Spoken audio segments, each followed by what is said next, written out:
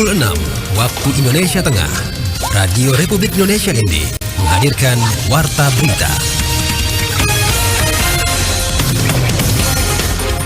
Selamat pagi pendengar, Anda kembali mendengarkan Warta Berita untuk edisi hari ini, Rabu 1 November 2023.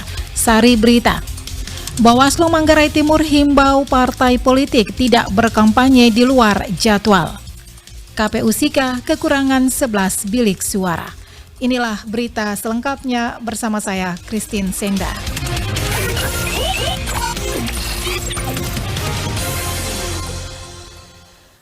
Badan Pengawas Pemilu Kabupaten Manggarai menghimbau seluruh partai politik parpol peserta pemilu 2024 untuk tidak melakukan kampanye di luar jadwal. Laporan Lady Badin.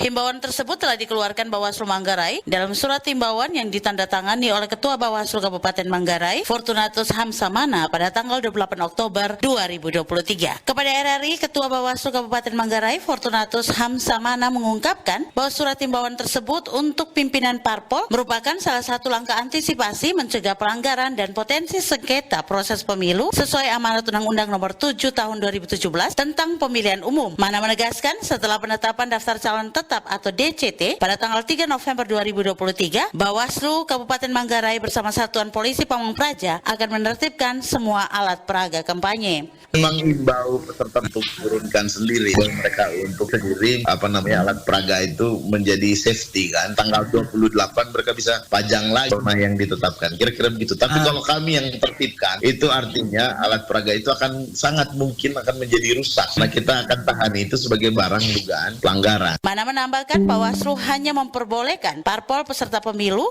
untuk melakukan pertemuan internal yang melibatkan struktur parpol, calon legislatif dan anggota parpol yang mengantongi kartu tanda anggota atau KTA. Dengan catatan harus memberitahukan terlebih dahulu kepada jajaran pengawas pemilu minimal sehari sebelum kegiatan. Sedangkan untuk alat peraga kampanye atau APK baru diperbolehkan pemasangannya selama masa kampanye, yakni mulai tanggal 28 November 2023 hingga tanggal 10 Februari 2024. Kalau kita mengacu pada peraturan KPU nomor 15 tahun 2023 itu di pasal 79, kegiatan internal itu sangat mungkin dilakukan, tetapi difokuskan pada kegiatan sosialisasi dan pendidikan politik. Jadi sosialisasi yang dimaksudkan dan politik masyarakat yang bisa dilaksanakan secara bertanggung jawab oleh peserta pemilu, dalam hal ini partai politik maupun bacaleknya. Jadi kampanye di luar jadwal yang dimaksudkan oleh Undang-Undang Pemilu itu difokuskan untuk rapat umum dan iklan media massa. Itu artinya dari tanggal 4 sampai tanggal 27 tidak boleh ada rapat umum, pengerahan massa dan segala macamnya, maupun iklan di media massa itu tidak boleh ada terkait bacalek maupun capres dan cawapres. Pihaknya juga mengimbau kepada seluruh partai politik untuk alat peraga sosialisasi yang saat ini terpasang bisa ditertibkan secara mandiri sebelum tanggal 4 November 2023 agar bahan-bahannya bisa dimanfaatkan kembali pada tanggal 28 November 2023. RRI Endel Lady Badin melaporkan. Sementara itu, Komisi Pemilihan Umum KPU Kabupaten Sika, Nusa Tenggara Timur melaporkan adanya kekurangan 11 bilik suara untuk pemilu 2024. Faranda Garus selengkapnya melaporkan. Kekurangan ini diketahui setelah petugas melakukan penyortiran 4.020 bilik suara yang ada di gudang KPU Sika. Ketika disortir, bilik suara yang masuk hanya sebanyak 4.009 bilik. Hal itu disampaikan Jubir KPU Sika Herimanto kepada RRI. Dia menjelaskan pihaknya telah melaporkan kekurangan tersebut melalui aplikasi sistem informasi logistik dan juga telah bersurat ke KPU Pusat dan KPU Provinsi. Saat ini KPU Sika sedang menunggu arahan selanjutnya dari KPU Pusat maupun KPU Provinsi. Datanya juga kita sudah mengisinya dalam sistem informasi logistik pemilu itu. Setelah bilik suara kita terima, tidak satu hari, itu sekitar tanggal 25 itu langsung kita sortir begitu. Setelah kita laporkan secara berencana ini kan harapan kita pasti ada tindak lanjut kan gitu. Nah ini baru pertama. Lanjut Heri, 4.020 unit bilik suara tersebut nantinya akan didistribusikan ke 1.005 tempat pemungutan suara yang tersebar di 21 kecamatan di Kabupaten Sika. Masing-masing TPS akan mendapatkan 4 bilik suara. Nanti setelah kita terima, pasti kita mengecek ke tanda terima kira-kira logistik pemilu ini apa-apa saja dari sisi jumlahnya kan gitu. Nah setelah itu yang pasti kita melakukan penyortiran. Penyortiran ini yang sebetulnya adalah bagaimana memastikan apakah dokumen logistik ini atau barangnya ini dalam kondisi baik atau tidak, kemudian berikut jumlahnya tepat atau tidak akan gitu. Karena memang semuanya kan sudah dengan baik sesuai dengan jumlah TPS-nya, kemudian jumlah surat suara berdasarkan DPT nanti ini ke depan secara keseluruhan kan gitu. Saat ini KPU Sika baru menerima logistik tahap 1. Pihaknya masih membutuhkan 5.076 kotak suara, 2.010 tinta, 96.910 segel, dan 26.130 segel plastik. RRIND Veranda Garus melaporkan. Kita beralih ke berita lainnya. Dampak kemarau panjang tidak berpengaruh pada produksi dan pelayanan air minum bersih Perumda Tirta Kelimutu Ende bagi masyarakat pelanggan. Rovinus Bula selengkapnya melaporkan. Hal itu disampaikan Direktur Perumda Tirta Kelimutu Ende Justinus Sani SE kepada RRI di ruang kerjanya pada Selasa 31 Oktober 2023 di Ende. Justinus mengatakan persoalan musim panas yang panjang dan akibat dari pelayanan air minum bersih di wilayah pelayanan Perumda Tirta Kelimutu Ende sampai dengan penghujung bulan Oktober 2023 secara keseluruhan tidak ada kendala dan manajemen Perumda Tirta Kelimutu tetap mengontrol dan memantau pasokan air bersih bagi masyarakat pelanggan. Justinus menjelaskan dampak kemarau panjang beberapa titik sumber mata air debitnya menurun, tetapi pihak manajemen telah mengantisipasi dengan melakukan subsidi silang 2 sumber air permukaan yakni Kali Wolwona dan Kali Nangaba. Maka pelayanan air minum bersih bagi masyarakat di musim kemarau masih sangat mampu mendistribusikan pasokan air kepada masyarakat pelanggan. Pelayanan air minum di wilayah pelayanan Perumda Tirta Kelimutu Kabupaten Ende, kami tetap memantau secara keseluruhan, tidak ada kendala atau tidak ada masalah, dan kami tetap standby untuk mengontrol dan memantau soal pasokan air bersih ini. Yang kedua, memang kami telah melakukan subsidi silang dari sumber mata air dan sumber air permukaan seperti Kali Wolwona dan juga dari sumber Nangaba. Justinus mengakui memang ada masalah pengurangan debit air tetapi tidak dari sumber mata air. Yang bermasalah di mesin produksi karena usia sudah kadaluarsa sehingga dorongan semakin lemah. Namun pihak manajemen Perumda Tirta Kelimutu memastikan dalam waktu dekat pasokan mesin, persoalan mesin bisa diatasi untuk pelanggan yang ada dalam wilayah Kota Ende. Lanjut Justinus, solusi yang dilakukan Perumda Tirta Kelimutu Ende, jikalau pasokan air sedikit karena dorongan dari sistem mesin yang lemah, maka pihak manajemen menyiapkan tangki untuk menambah volume air, menutupi defisit air yang sebelumnya secara gratis bagi masyarakat pelanggan. RRI Ende Rovinus Vula melaporkan.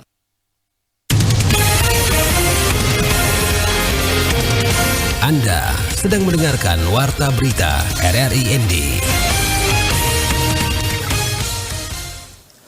Untuk semakin menguatkan semangat berliterasi, Taman Baca Masyarakat TBM Rumah Kreatif Sahabat Nusantara menggelar workshop literasi digital bagi para relawan literasi Pulau Ende yang menggandeng Yayasan Hasnur Center dan Akademi Pemuda Indonesia. Laporan Rosa Dalima. Menyelenggarakan kegiatan workshop pengembangan literasi digital. Workshop ini dinilai penting bagi relawan pos baca yang ada di semua wilayah di Kecamatan Pulau Ende. Relawan menjadi pendorong utama masyarakat untuk berliterasi digital yang cerdas dan bijak, lebih khusus lagi untuk generasi muda Pulau Ende. Ketua TBM Rumah Kreatif Sahabat Nusantara Hifni Jafar kepada RRI Selasa siang mengatakan, Pos Baca merupakan salah satu program unggulan dari TBM Rumah Kreatif sejak tahun 2021 karena sebagai sarana pendekatan pelayanan literasi bagi masyarakat di Pulau Ende. Masing-masing pos baca ditempatkan relawan selaku pengelola dan pendamping yang digagas oleh TBM Rumah Kreatif. Oleh karena itu, untuk meningkatkan kapasitas dan kapabilitas para relawan, kata Hifni Jafar, dilakukan workshop literasi digital pada semua relawan. Dia berharap melalui workshop ini kemampuan pendampingan para relawan semakin baik ke depannya. Harapannya kegiatan ini agar para peserta relawan literasi di Kecamatan Pulau Indah memiliki pemahaman tentang pemanfaatan literasi digital dan meningkatkan pelayanan literasi bagi masyarakat khususnya anak-anak dan generasi di Kecamatan Pulau Indah. Kami mengajak seluruh pihak agar bersama-sama, mari kita bersama mengembangkan literasi agar dapat memberikan kebermanfaatan bagi Kabupaten Indah melalui gerakan literasi. Sementara itu, untuk materi yang disajikan masing-masing oleh Ismail Siabuga dari komunitas Kota Jogo yang membawakan materi literasi digital dasar, yakni keamanan dan kenyamanan dalam bermedia sosial, serta pentingnya digital bagi relawan literasi. Pemateri Umar Hamdan dari Forum Taman Baca Masyarakat FTBM Kabupaten Ende memaparkan pentingnya TBM dalam menggerakkan literasi dan menjadi pusat informasi bagi masyarakat. Workshop literasi digital digelar selama 1 hari pada Minggu 29 Oktober 2023 kemarin, bertempat di Aula Laboratorium SMA Pulau Ende dengan jumlah peserta sebanyak 15 relawan. RRI Ende, Rosada Lima melaporkan. Dalam rangka memajukan pariwisata di Desa Tanjung Boleng, Kabupaten Manggarai Barat, masyarakat perlu mempersiapkan diri untuk mengembangkan potensi yang ada dan tidak menjadi penonton. Suimam selengkapnya melaporkan. Pendiri komunitas Grand Lovers Yakobus Stefanus Muda kepada RRI Selasa 31 Oktober 2023 mengatakan untuk meningkatkan pengembangan pariwisata di Desa Tanjung Boleng, saat ini terdapat 2 destinasi yang sudah berjalan, yakni Rangko Cave dan wisata alam Wae Bobok. Dijelaskan kalau dilihat jaraknya dari Labuan Bajo kurang lebih 30 menit menjadi daya tarik tersendiri untuk dikembangkan dengan 7 potensi wisatanya, antara lain wisata geologi, bentang alam Dusun Raren, wisata kawasan mangrove, wisata pantai dan pulau pasir, wisata sawah lodok, wisata alam Wae Bobok, wisata budaya, dan religi Manggarai. Kami mendukung upaya-upaya dari pemerintah untuk mengembangkan Desa Tanjung Boleng untuk menjadi desa wisata sesuai dengan rencana pengembangan yang tentu dilakukan oleh pemerintah kabupaten maupun provinsi maupun pemerintah pusat serta dari badan otorita. Menurutnya, untuk memajukan beberapa potensi wisata di Desa Tanjung Boleng, yang paling utama adalah mempersiapkan masyarakat desa untuk bisa mempersiapkan diri bagaimana mengembangkan potensi yang ada dan tidak menjadi penonton, sehingga tidak terjadi jarak antara masyarakat dan investasi yang masuk di wilayah tersebut ketika kedepannya Labuan Bajo Utara akan menjadi kawasan pariwisata unggul. Masyarakat menyiapkan diri, ketika ada peluang mereka tinggal masuk untuk mendaftar sesuai dengan potensi yang mereka siapkan. Memang kita di sini mengupayakan untuk bagaimana meningkatkan kapasitas dari masyarakat desa di sana supaya siap ketika pariwisata di kawasan Labuan Bajo Utara semakin berkembang.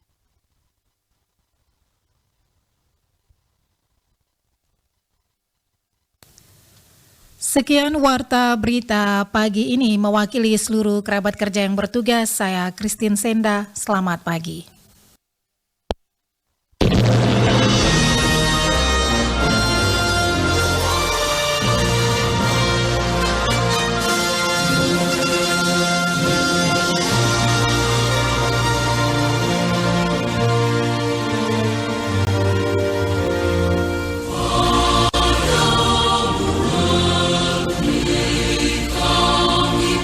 Berjanji